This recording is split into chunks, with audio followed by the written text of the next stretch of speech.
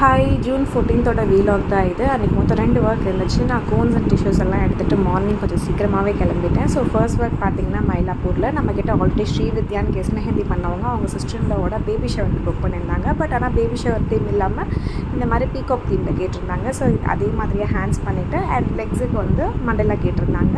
And back hand பார்த்திங்கன்னா gulf பேட்டர்னில் கொஞ்சம் ஸ்பேஷியஸாக அங்கே இங்கே இருக்க மாதிரி கேட்டிருந்தாங்க. ஸோ அதே மாதிரியே பேக் ஹேண்டும் பண்ணி முடிச்சுட்டு நம்ம அங்கேருந்து கிளம்பியாச்சு.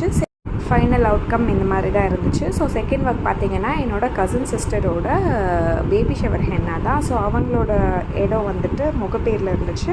ஸோ 3:30 போல் அவங்களோட ப்ளேஸ்க்கு ரீச் ஆகிட்டு நாங்கள் இந்த மாதிரி டேட் டு பி கஸ்டமைசேஷன்ஸோடு ஸ்டார்ட் பண்ணிட்டோம்.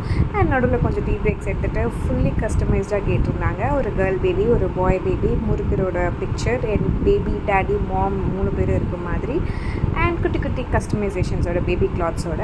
ஸோ அவுட்கம் இப்படி தான்.